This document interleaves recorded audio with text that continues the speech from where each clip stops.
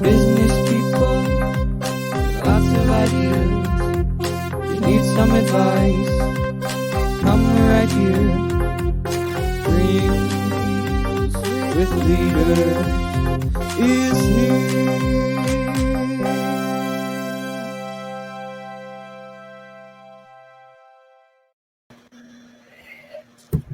Hello, Maria. How are you? I'm good. How are you? I On am this nice rainy day. It's so pretty outside today, isn't it? I am so excited. So let's tell people why you are here instead of Scott. You are going to be my co-host today. Yes, Scott and Aaron invited me to be a co-host and sit in Scott's shoes. So I am channeling all my Scott today. Well, I like seeing your face. You know, every time Scott and I start off, he has something weird in front of his face and his favorite dad joke in the world. So I like seeing a smiling face when we came on. So far, you're killing it. What's that? So far, you're killing it. Oh, thank you. If I had known, if I had really been channeling Scott, I would have come with a mask. Well, this is the one place you don't have to wear a mask. So thank God. Enjoy breathing. So I'm kind of excited about this. I've only met one of our panelists besides you today. These are all your buddies, and it's an all-women show. Yes. So, okay, I'm going to play the music. You're going to do the intros, and I'll pull them up. Y'all told me to choose a song, so I chose my favorite Bachelorette going out song. So, because you guys are having such fun before. So whenever you're ready, just introduce them. Okay. So first up, our first guest is Katie Fitzgerald, and Katie is with Mariner Wealth. There's Katie. Hello, yay. Next up is Elise Kirchhofer. Elise is COO of Hoefer Wysocki Architects. And next is Anita, who is Chief Innovation Officer for Community America. Hi, Anita. Hi. And last but not least is our good friend, Kim Robinett, who's managing partner at TREKK Design. Hello, everyone. Hi. Does everyone have their favorite drinks? Hi, girls. So you did something that no one else has ever done before, Maria, and this is where Scott needs to step up his game. You actually dropped off wine and cupcakes to everybody before the show. That's right. Take notes, Scott. That was amazing, and I greatly appreciate it. I will tell you, he's already on here. So please let us know if you are watching on Facebook, if you're watching on LinkedIn, if you're watching live, or if you're watching the replay, and tell us who you're excited to see. I'm really excited to get going. So they already love the girl power. Thank you, Lindsay. And Jennifer D. Ham's here. Hi, said, Jennifer. oh, Scott's in trouble. Power panel. So let's get started. I'm going to ask the first question just so that Maria knows what to do, but I already feel like I could probably bounce and you guys would have a great time. So, Katie, let's start with you. Tell everybody who you are and what you do and how you got here. Well, thank you, Aaron and Maria, for having me. So my name's Katie Dunn Fitzgerald. I am born and raised in Kansas, and I work at Mariner Wealth Advisors as a senior wealth consultant and a principal there, which is really just a fancy title for business development. And I am married. I have 3 beautiful children. They are in grade. They're all in grade school: 7th grade, 5th grade, and 3rd. And I keep myself busy between working during the days and taking them to all their various sporting events in the evenings, and chasing them around to all their games on weekends. So luckily I have a great husband and a partner that helps me with all that. And that's who I am. Katie, you forgot to mention your latest addition to the family. Marley, our dog. So I am guilty of a COVID dog purchase. Back in March, when I realized we would be home with our 3 children until at least September, I decided to buy a puppy, and he's been great. It's been some learning things on the carpet and so forth. But Marley is a Cavapoo. He's about 12 pounds, and he is a fabulous addition to our family. Those puppies were hot for a minute. They really were. I know. I even almost got one. And I didn't need one. I hope he stays loved by the rest of us for several years to come. Elise, who are you? How'd you get here? What do you do? I'm Elise Kirchoff, and I'm with Wysocki. We're a design firm. And I was born and raised in Wyoming, but my grandfather lived here, and so it kind of brought me here after school. I'm actually an engineer by degree, and so I spent the first majority of my career really on the design side. And then I came over to Hoefer to lead up operations and a little bit of business development and looking at new service lines for us. And let's see, I have a daughter. She is 8, and a husband who works at Burns & Mac, also an engineer. And that's kind of me in a nutshell. Liesel is your mini. She is. She's my mini. And I always say, like, 2 engineers. Does that sound like the worst house to go? Like, I can concur. How old is your daughter? She's 8, almost 9. I've got an 8-year-old too. They've got quite the personalities, right? They do. So fun. All right, Miss Anita, tell us all about you. Hey, everyone. This is Anita Newton. So good to be here. I am the Chief Innovation Officer at Community America, which, kind of to Katie's point, it's a fancy word for saying basically I'm an entrepreneur who collects 401k. Don't kid yourself. But my background is really big company marketing. So ran marketing at Sprint, P&G, AMC, and then I've done startups over the last 10 years. And this is just a really nice hybrid of the two. On the personal side, I have 2 cute, adorable little monsters who are not so little anymore. Twins, boy and girl, and they're in high school. It's their first day back to school, I guess, tomorrow, since March. We can talk about that. We may need something stronger than coffee to talk about that. And then I have my husband, Dean, who's around town a lot in the community. He's a lawyer by training. And then a couple of cute little dogs who are, let's face it, my 2 favorite people in the household. So great to be here, and thanks for having me. When you said you have 2 little monsters, I thought you were talking about the puppies. Oh, no. Teenagers. I've got one of those too. We know better. Okay. Yeah. I was recently looking for a support group for parents with teenagers. I think that's my next business venture.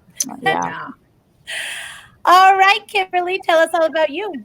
Yeah, I am a Kansas City native. I grew up here, graduated from UMKC with a degree in electrical engineering, and after a few years working for a big firm, big company, I decided to go off on my own. Started a TREKK design group in 2002. My husband joined me, 2 of us and a technician in our basement, and so now, 18 years later, we have 150 employees, and good things are happening. On a personal note, I have 3 daughters, identical twin girls that are seniors at Shawnee Mission East, and then a 5th grade little angel. Okay, so we have to brag on Hope and Hannah for a minute. Can you tell them about their recent news? Yeah, so we, after a late start getting high school athletics going, the girls just completed their high school golf season and won the state title, 2nd year in a row, by 62 strokes. And both girls were made first team All-State on an individual basis. So it was a good week a couple weeks ago. Yeah, one of the challenges of having twins is equal success, or at least comparable success at the same time, and that can be a little bit of a challenge. So it was a good week. That's awesome. Yeah. I will tell you, it is hard having seniors, girls with high schoolers, especially seniors, during these complex times. It's tricky. So we were excited to have something normal in athletics. Yeah. Well, and Kim, your girls go to the same school as Anita's kids. Yeah, they're actually in a class together, even though she has juniors. So they're That's very so fond fun. of each other. Yeah, it is. And so is their first day back tomorrow also? Yeah. Okay. So it must be alphabetical. Yep. All right, Maria, now this is where you step up. Now you co-host. Now it's your turn to ask all the questions. Okay, so one of the questions that they like to ask on this show a lot, so I'm just going to start with it because it's an easy one, is, and I'm going to pose this one to Kim because I know I'm going to start with Kim. Can you talk about a recent win? Yes, we actually, I haven't switched to the wine Maria brought because I still have champagne from this afternoon's Champions of Business. TREKK was nominated. It was one of the awardees, 16 awardees today. So, yes, thank you very much. And that was just after was it just a few weeks ago? The small business, we were the reigning 2019 Small Business of the Year, Mr. K Award winner. So we've had a great couple of years as a firm, which is just really something, when you started your business in the basement of your home and you literally have built up, from the ground up, to think of the accomplishments that that our team here has made is just something really to be proud of. And so I am honored to be here today, but also very excited about being able to share that news and talk about the accomplishments we've made. Congrats, Kim. Thank you. So awesome. Congrats. Okay, Anita, you are Chief Innovation Officer. Obviously, innovation, it's so important to keep driving innovation. And so how do you keep it fresh? They say that, never waste a good crisis. And, if you really want to create change, you can either hire a new CEO, a new CIO, or have a global pandemic.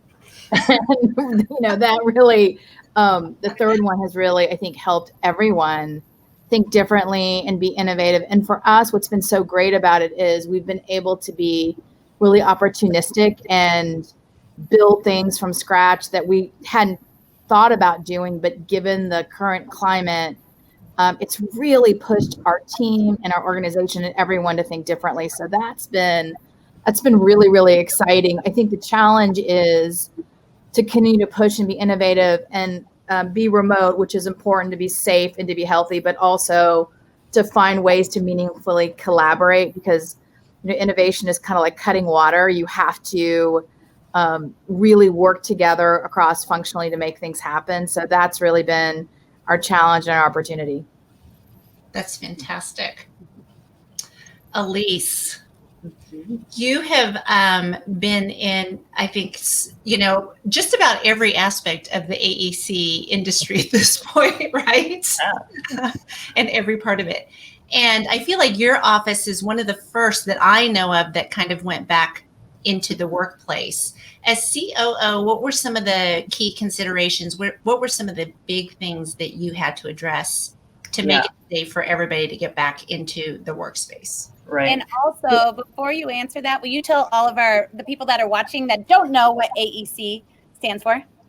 What that stands for? It's Architecture, Engineering, and Construction. So I started out as an engineer, and then I sat on the owner side, and then the contractor side, and now the architect side. So I've kind of played all of the roles in design and construction. And going back to Maria's question, Maria knows this because she too is in the design industry. Well, Kim too. One, our businesses were deemed essential, and so we were allowed to work more in the workplace than some others, and we still had people going out to job sites all the time, and so that never stopped. But design is also such a collaborative business that we were seeing why it worked well with people being home and we were able to be productive. There's just a component of that collaboration that was totally missing. And we continued with our new hire and our internship program. And a lot of people didn't, but having that, to have new hires and young people and not have them sitting with and hearing from and learning from others, that's something that virtually is just so much harder to duplicate. So we brought it back almost immediately, and it was a phased transition for people's comfort level, but we did have everyone back in the office relatively early compared to others, I would say. And I think at first there was some discomfort from some of them, just the unknown. But now we've been back for, since June 1, I guess. And I think everybody is very confident and comfortable with all of the protocols that are in place, and they see that we can do this safely, and we're taking everything very seriously. And so I think now for most people, they find that they like being back, and we just work better together, and there's so much more energy. I think we all sat around a happy hour actually in my driveway once during COVID, and we talked about how the virtual environment kind of drains you instead of energizes you. Yeah, this gets tiring. The two-dimensional. We're not in person. What percentage of your staff is back in the office, Elise? 100%. Everybody's back. We've had 100% back for months and months, and we have people here and there that need to quarantine and stay home, but it's very few, and we're really back full time. That's great. And Katie, so I'm curious to know what people are doing. What are people doing with their investments? What are people doing with their assets in these really uncertain times? What are some of the things that you're seeing? I would tell you that this time that we are going through has created the planning opportunity of a lifetime for financial advisors and wealth managers, only because there is so much uncertainty right now that it does cause a lot of people to pause and really think, do I have all of my financial affairs in order? So I've had more new business in the last 6 months, knock on wood, than I have in the past couple of years, because people are sitting at home and they're talking about, what is life going to look like, if this continues indefinitely? What are things that are really important to us? Do we want to buy that new house now? Should we add that addition? So construction is obviously doing well. Should we add that addition onto our house? Should we, one of us now stay home and teach the kids because we're in a virtual environment? Should we make sure that everything is tied up from trust and estate plans for mom and dad or grandma and grandpa? Because if they got COVID and something happened, we need to know where all the important documents are. So I would tell you, we've actually been busier during this environment. And so it's been good because people are home. They can get their hands on all of the important documents to share with us and talk through what's going on in their lives. And so we have weekly calls as a team. And when we used to do those weekly meetings, we would have 10 or 15 people show up in the office, and we'd all meet around a board table and talk about things that were going on.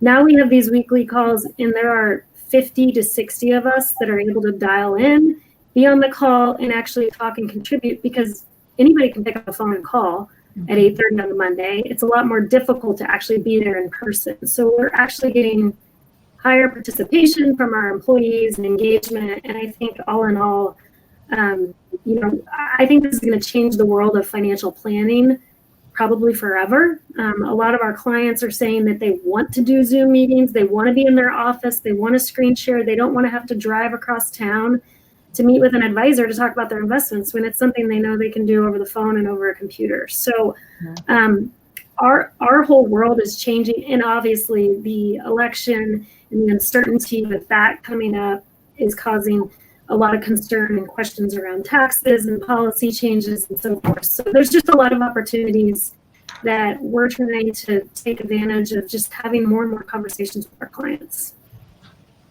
That's great.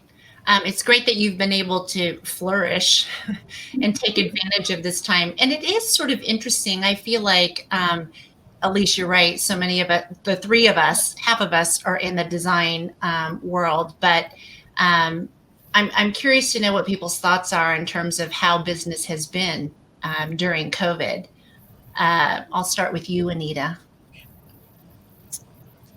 I think it's just, it's been feast or famine. I think Katie said it so well. And certainly there's a great question. It's like, if you could go back 8 months, what would you say to yourself? And I'd start there and say, pace yourself, give yourself grace, and just understand the flow. So initially, what happened in the financial institution, this is true of all financial institutions, you saw, this halting of business, which was, heart stopping because, everything was closed. Then you saw this spike in deposits because everyone, was getting money or not spending money and going out. And then you also had an additional layer of, mortgages, people were refining. So lots of really positive things happening in the financial industry space. I think now what's happening for end users or consumers is, to what Katie is saying, is people are now pausing and reflecting and thinking about what do they want to do differently with their lives? How do they want to spend their money? How do they value their time? And so I think it's an enormous opportunity for people as well as businesses to really rethink and reshape their businesses, because consumer habits are now everything is kind of a jump ball, which you couldn't have said that, I think 2 years ago at least. Mm-hmm. So I think it's exciting. Yeah, it's interesting. So, Kim, to that point, what have been any of the changes that you guys have made as a company due to COVID, or have there been any? Have you made any shifts? As far as client base, you mean, or working Client base, yeah, any of it. Working environment. We kind of took the opposite approach. And we are suffering a little bit because of the lack of collaboration, but we still have probably a third of our staff that are not in the office. I feel more comfortable. We opened it. We have about a third that work out in the field, and as Elise had alluded to earlier, we were deemed essential work, and so those clean water issues, safe road issues, those don't go away. So we didn't really have much interruption in workflow there. The office staff, we were able to pick back up. People moved home within 4 hours. We had everybody up and running including moving their, dual monitors home. We had, in 2016, we had already transferred over to a completely cloud-based system. And so that proved really fortuitous during this time. We had, again, because of our culture, we really collaborate a lot. We, really encourage and have a staff that really wants to be here in person. And so while we had that capability, we weren't really utilizing it much. And so it was nice to have that to fall back on. Like I said, about a third of our office personnel have decided that their work productivity, their mental health, their personal preferences to be back in the office. And so we kind of slowed that transition to start allowing people to come back in. And, we're looking at, how does that change the way we do business in the future? As far as client base, we do mostly work for public agency. And as we all know, that's a little bit of a delayed reaction to So our workload this year has been great, but that's due to the work that we had on the books from prior years. And so we're really looking at what funding looks like, the election, all of these tax-based differences, things that fund public infrastructure, and what impact that'll have in the near future, especially going into 2021 and 2022. I like that a couple of y'all have brought up the election, because it's only a week away at this point, right? Like we've all been waiting for it. And I actually voted today. It was bittersweet because it's the old American Girl doll store at Oak Park Mall. But if you're in Johnson County, you can pre-vote there. And it took me two minutes. I was in and out within 2 minutes. It was so simple. But it's just next week, which is where I'm going to tell you we do not have a show next week, because we are encouraging everybody to go vote. So we will not have a show next week. And then also, I was so excited to get Maria started, which you're killing it, by the way. You're doing so good. But I forgot to mention that we are only able to do this because of Bank of Blue Valley, who is our amazing, amazing sponsor. And Scott over here in the comments, because he's watching with y'all, is going to, if you're looking for a career, they have some awesome opportunities. He's going to link who you should talk to over there. But Bank of Blue Valley has been amazing to us. They are so looking forward to helping the community grow. And so Scott's going to link over there so you guys can say, but I want to show you guys some of these comments, because there's a lot of people really excited about an all-girl panel. Delvon he said, "Good afternoon, you powerful women." He is watching live from LinkedIn. Robin is watching from Facebook. And Ezzy Redwood, who's our vice president, Lily James Creative, said these are some of He always knows way more people than me. I'm always so jealous. Some of his favorite people. And then we had a great question. So who all was driveway drinking together during shutdown? Okay. Yeah. So me and this lady were driveway drinking together one time, but I was very excited to drink with her. And she has a great question I want to ask y'all. We'll start with you, Katie. If you could go back 8 months and tell yourself one thing that would have helped you and your business through this pandemic, what would it have been? If I could have gone back 8 months and told myself something, I would have said, just go with the flow. And I mean, honestly, the hardest part of the pandemic was last April and May, when I was also my kids' teacher, and I was trying to do my job, and nobody really knew what was happening. Everything was shut down, and I would tell you that April and May were probably the two scariest months of this whole pandemic. And I wish I wouldn't have stressed out so much over them learning, because I should have known that I was never going to teach them anything. But they're back in school now, luckily, and I wish I would have taken more time to just enjoy being with them versus stressing so much to try to be perfect at both being a teacher and doing my job. I think that this pandemic, it's a horrible thing, obviously, that's happening to all of us, but yet it also helped, I think, every single one of us who's on the show today have had very, very, very busy schedules. And I think it forced us to stop, slow down, and really reflect on what do we really want to be doing? What are the things that I find joy in? And those are the things that I'm going to focus on going forward. And so I think that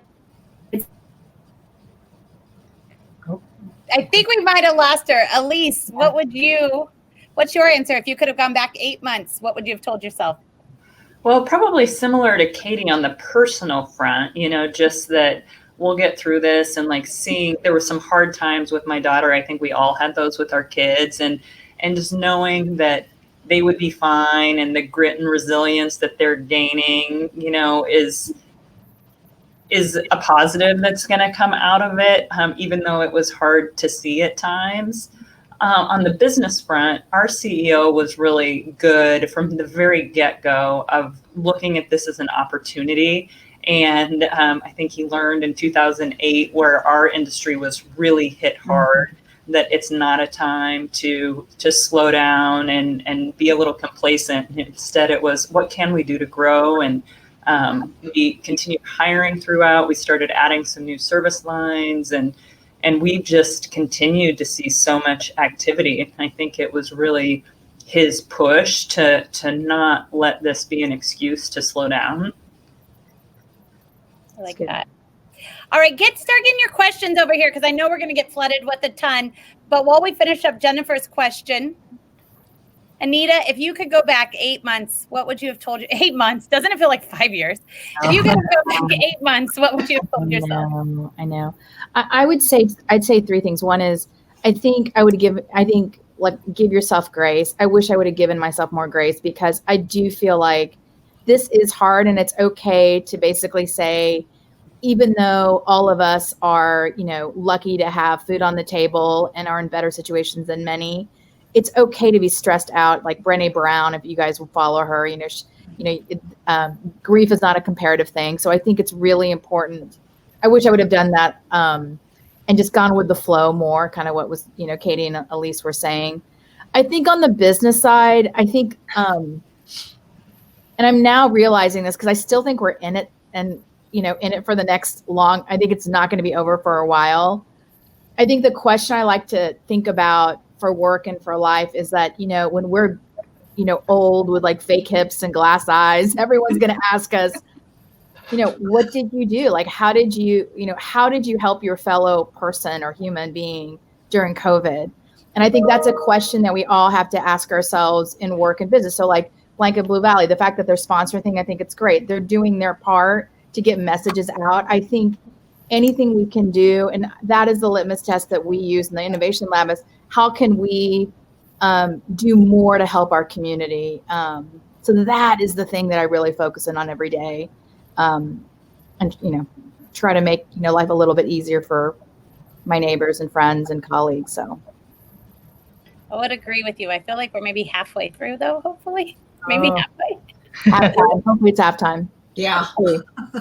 How about you, Kimberly, 8 months ago? Yeah, I don't know that I have much more. I mean, these ladies did such a great job of covering the topic. It really is take time, slow down, enjoy what you can, what you can embrace what you can't control, and enjoy what you can't, and just embrace time with this has given us to really slow down and focus on. I wish I would have gone ahead and gotten on the treadmill every day. And what were all those books, the classes we were going to take, Anita? I was thinking about that too. Not too late. I know. Well, and it's so funny. Real quickly, I laugh because I feel like we all have those friends that have been so effective. And my motto, and we're all friends, is that my motto is, if you're not barely hanging by a thread, I don't even want to know you. You can't be friends.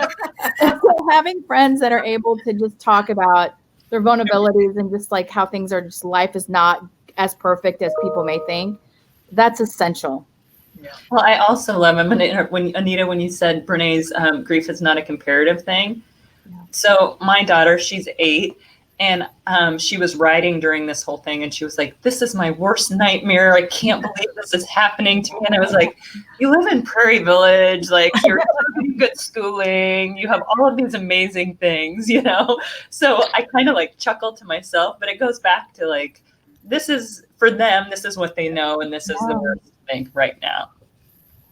Yeah, on the other hand, I feel like our kids are going to be more resilient because of this. I keep thinking about all the kids that were seniors last year. And I kept saying, I'd speak to parents and I'd say, "Oh, I feel so bad for your kids who were seniors last year and who are freshmen this year." And their response inevitably is always that's all they know. Yeah. They've made the best of it, and that's all they know. And they're not feeling bad about it. So you shouldn't feel bad about it. So it is amazing how kids have been really resilient and will continue to be resilient. And I think it will just, they will have a different perspective when they're our age having these conversations than we did about this time. It's so interesting. I have an introverted 8th grader, so this is his dream. So I think it's the extroverted kids that are having a tough time, because my little girl's like that too. But my 8th grader, can you imagine skipping? He's in braces and figuring out all the stuff, and he's skipping it. He just turns his camera off. I'm like, he's so happy. All right, Maria. Now all those questions you prep, because you're a prepper, and I like that. So now you get to ask your questions, and then I'm going to encourage y'all to ask questions too. Don't make Maria do all the work. Yeah. Don't make me do all the work. You guys have to ask questions too. This is a fun one. So I was talking with a different set of girlfriends the other day. I know I have other friends. You guys have other friends too. But now I can pose this question to you. And we were talking about how in this world of video conferencing, Zooms, and Teams meetings, how you get the preview panel, and how you can check your hair and make sure you don't have food in your teeth, and that this would be one of the things that we would keep after COVID. Our conference rooms should be designed with mirrors outside the room so you can check yourself before you go in. Because you think about how many times have you run into a meeting, last minute, just hot, your hair all askew and everything. So my question is, what is it that you would take away from what's been going on through COVID that you think we should continue post-COVID? I think the obvious one is just the flexibility and the ability to be able to work from home, to maybe, we're working towards maybe a hybrid solution, or maybe core days. Today we have core hours, allow people to work flexible, but maybe also switch to core days where we have 3 or 4 days in the office that we're really can focus on collaboration and meetings, but then you have a couple of flexible days that if it works better for you and your personal situation in your family that you can continue to work from home. We've heard a lot from a productivity standpoint, we're through the roof right now. Our employees are able to really put their head down and accomplish a lot on projects. Obviously, there's all the other side that we're missing, and that is that collaboration, the mentoring, the getting to know, the team building, getting to know your coworkers. It's an imperative part, and we're excited to get back to that, but I think it will look different. I'd go back to what Katie said earlier about I think there's weeks when I saw all of you 3 or 4 nights during a week because we'd be out at functions. And so I love having that time with my family and not feeling the need to be at all of these different functions. I mean, I miss a little bit of it, but I hope that it doesn't get back to where we're all so overscheduled, especially in what's supposed to be our non-working time. Yeah. I love that we are not expected to travel right now, in that meetings that you used to get on a plane and go to, you can now do over a screen. Yeah. And expenses therefore are down. And companies are saving money, and I think it just makes sense. There is no need to jump on a plane all the time just to have a meeting when it can be done this way. Now, there's some value in being face-to-face, but I would say that's probably one of my favorite things out of this situation. I would agree with you on that, Katie. I think it's nice to be able, I think in 1 week I had a meeting with somebody in Virginia and a meeting with somebody in California.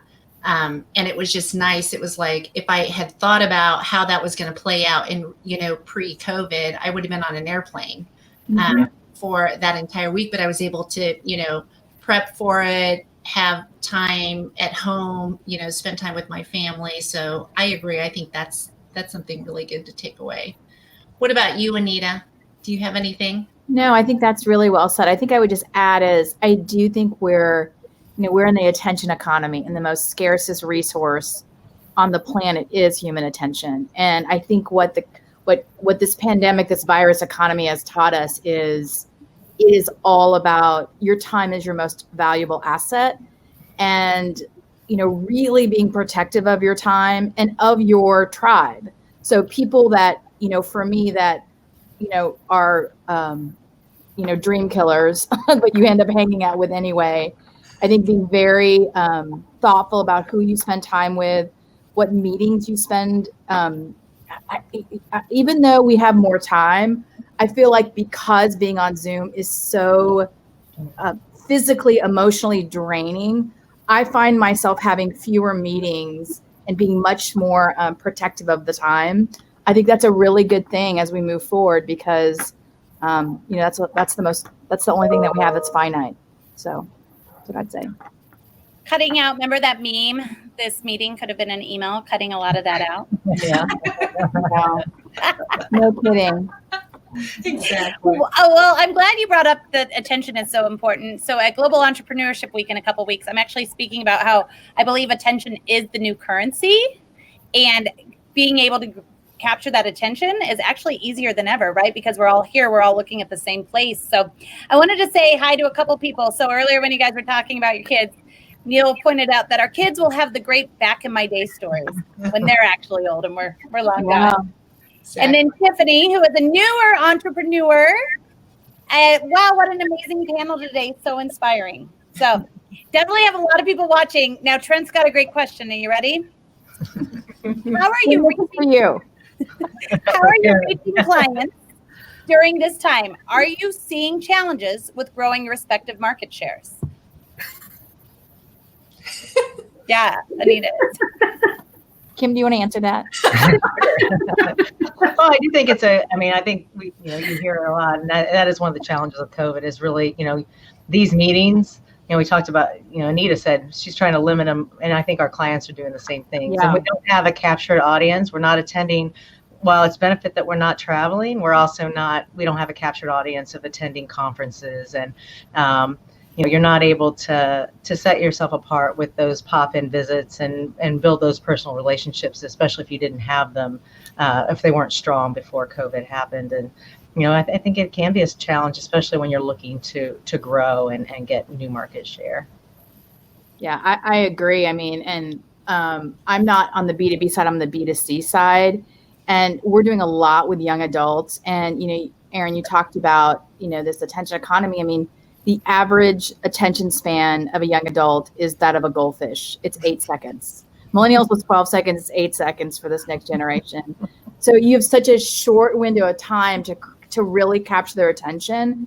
And it's been really hard. We opened up a new market and it has taken a lot of trial and error. So I think it's harder, but I do think it's creating more opportunities for innovation. So I feel like I'm able to try a lot more and test more things than I was, I think, prior, because people understand how challenging it is. And I don't think it's just going to be one, your tried and true tactics are not working, at least for us. So we're having to do a lot of different things to test and learn our way to success. I think that's going to be the model moving forward, because I think attention is going to get just even harder as we move. Unfortunately, that's the answer I would give you. So I would agree. And then Havens down here pointed out that at least Mahomes is helping you out a little bit. Yes. That's true.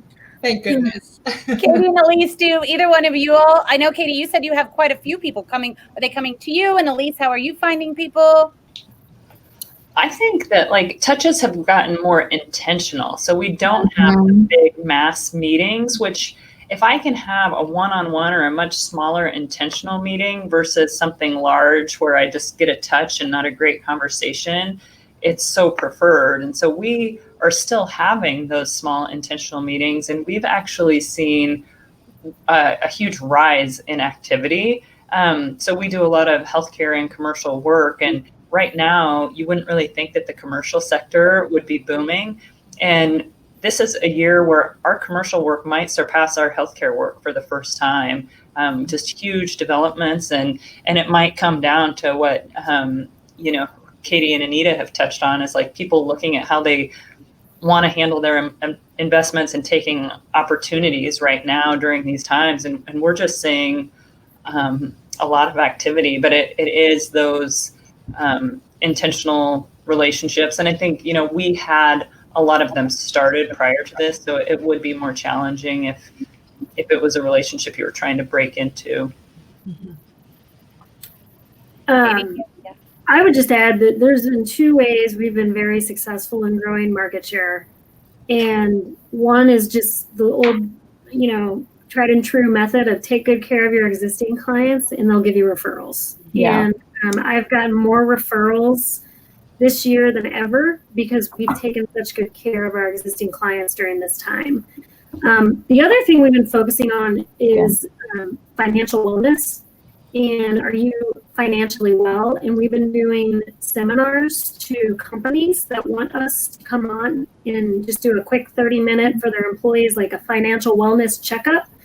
And we'll just say, here's some things that you need to do from a financial wellness standpoint. And it causes a lot of people to pause and ask, do I have all that stuff set up? And it creates conversations. And so not necessarily does it always lead to business, but it creates a conversation that could be an eventual client. So we've been doing more of those types of seminars and opportunities, taking advantage of the fact that people are actually logging in because they're sitting at home and they can tune in for a little bit and hear what we have to say. Whereas before they're too busy working and they were in the office running around and they didn't take the time to sit and listen. So for our business, it's been a good thing. I think that's a good point. I think there are, to kind of shift gears a little bit there, because people are at home, we are getting much greater participation in a lot of different areas. So for instance, board meetings, I know all the board meetings that we all sit on together and separately, it seems like attendance is so much higher. It's so much greater because people are, settling down and they're taking the time that, they might normally not have done. I also think it's an important time to, take advantage of the captive audience. And so Katie, like the seminars that you guys are doing is really building brand for you guys and getting the word out and helping to kind of move all those things forward.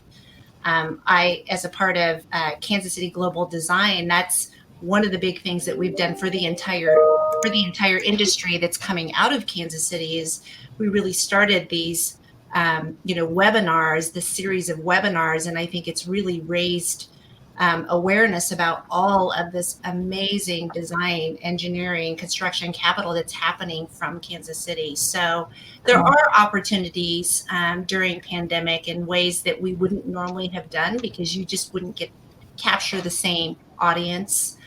So there are some opportunities for that as well. It also means, though, that what we're seeing on our side, and the architecture side, the work that we're going after, we do a lot of development work. So the developer work, you're right, Elise, it's still going gangbusters in a way that is surprising to me. We're seeing multifamily residential is moving forward. A big market for us is higher ed. And while there was a pause when they were all trying to figure out, all the campuses were trying to figure out what they were going to do, right? With remote learning, distance learning, all of those things, it's picking back up. And I think they're trying to move forward with projects that have already, been budgeted and moving forward. But higher ed's a market that I think has been ready for a big market disruption, and this will force it to happen. So I think we could see some really big changes in that market. I mean, Maria, you're right. I mean, I think that if I were to summarize, this is all about relationships, longer sales cycles, but the people who are really invested in caring about their clients and does it in a meaningful way, quality over quantity, over the long haul, those are going to be the winners post-COVID. And I think you see that with the examples above. It's great. Yeah. You got another question, Maria? My next question is around mental health. What are each of you doing, or to keep yourself sane, to keep your kids sane, to keep your employees sane? What are some of the strategies? What are some of the things that you're doing? I love that our friend Michelle Robin has started this kindness campaign and is, really getting people to be mindful about that. It does make you pause every day when you get, a message from her and a little snippet of something to do. But what all are you guys doing for mental health besides our text string? That's it. That's my main one.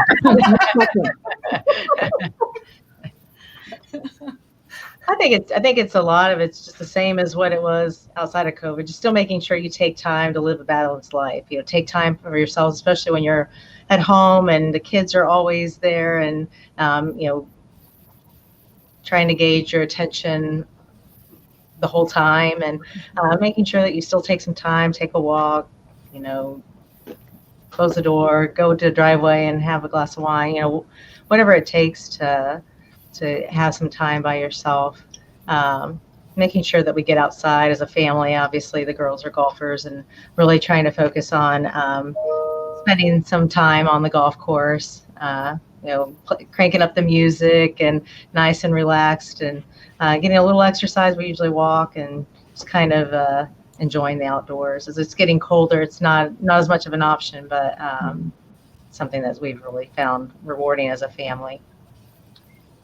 I think it's really hard. And I think this whole notion of fake it till you make it, I think you should throw that out the window, because I feel like I sort of feel like it's Game of Thrones, like winter is coming, like it's going to be hard. And I think the biggest thing that I've been telling myself and my family and our friends is that it's okay to wake up and just not feel great. There's this sort of like higher level consciousness of crazy things happening in the world that just messes with your mojo. And I think it's completely fine in the morning to check in. And if you're just not feeling great, to acknowledge that and know that you may not have a great day, but then to, do all the things that Kim talked about in terms of, whatever works for you and your plan. And then next day is going to be better. I just think we have to pace ourselves, because I think it's going to get a lot worse with winter and the flu and depression. I just think it's before it gets better. And having those strategies are going to be critical. Did I kill your buzz, Maria? Not at all. Just checking. I like you. No, I think you're exactly right. Like, I think that a lot of times, especially as women, we're taught to fake it until you make it, or make it look like everything's going great. And I think that at this point, we're all listening to Brene Brown, right? I believe we're, based off her speaking fees, I believe we're all listening to Brene Brown at this point. And the other day on her podcast, she said the same thing. It's like feelings are made to be felt, and you need to go through it. And that's the only way that you can have that okay next day. And right now is really difficult. So I appreciate your candor and like how very transparent you are. Would you like to follow that, Elise or Katie? Sure. So exercise for me is big. I have to have little breaks. I think Anita kind of touched on it. This like acceptance of, I feel guilty when I'm frustrated with my daughter or feel like I need space from her because it's so constant there, and allowing myself to realize like I'm feeling so many needs for her right now. And so it's okay to need space from her and time for myself and just go for a walk or do what I need to do to have a little break. It took me a while to get to that point where I didn't feel so guilty about that or bad saying that, oh my gosh, she's driving me crazy today. And so I think it's just grace. Yeah. What about you, Katie? I work out every day. I did pre-COVID and I have done it throughout COVID, but I get up and I do 30 minutes of it, at least 30 minutes of something every day. And that always has helped me just have clarity in the morning. It helps me think through my day. What do I have going on? And just really prioritize what I need to get done. Throughout COVID, I will say that, especially during the summer, getting outside has helped tremendously. And I also, like him and Elise, I play golf. And I tried to play as much golf as I possibly could. And that group of women that I was able to bond with this past summer, I had a rotating group of about 9 to 10 golf partners. And I needed that more than I realized. Mm-hmm. And I'd say that helped me through the summer. I'm clearly a terrible golfer because all it does is stress me out. Guys, I'm so bad. Maria, what do you do for your mental health? Same thing as Elise and Kate. Well, everybody. I think exercise is key for me, and I'm an early morning person, as everyone here knows. But I have to get it in the morning, otherwise I'd be wound so tight. I think doing that, and then I think having time with friends, allowing time for us to be together is really helpful. And I am so enjoying actually Aaron and I were actually talking about this earlier today. It seems like couples are either getting closer or maybe not so close. And I have felt like during COVID, it's really helped, I think, because we've slowed down from your point, Katie, about not having something every night or not traveling all the time. It's really brought us closer together. And so I've really enjoyed that and our family time. Having a teenager is always a treat, and being home during that time is always a treat. Yeah, I agree, Anita. I agree, Maria. I think that's one of the things for us is, having twin seniors, they would be gone all the time, right? Activities, whether it's sports or different activities or hanging out with friends. And so we kind of have a captured audience, and I'm not going to lie, I've enjoyed that a lot. Exactly. Especially because it's their senior year. No, I can't believe it. Yeah. One of your all's buddies and one of my exercise partners during COVID says, "What a crew. I love these people." So thanks for coming in, Stacy. Actually, Stacy and I went walked, and I don't know if y'all have walked with her, but it's not walking. It's actually running. And I'm like, you're going to have to slow down. I'm not there yet. So we've only got a few minutes, so I'm just going to ask a really quick, give me quick answers. But everybody here said they exercise, but if you're like the rest of America, you also, when we were on total lockdown, probably visited your refrigerator a few more times than you could have. What was the one food that you just couldn't stay away from? Let's start with, I don't care who we start. Everybody's Dark chocolate. Dark What? chocolate. Dark chocolate. Sweets and wine, both. Agreed. Same.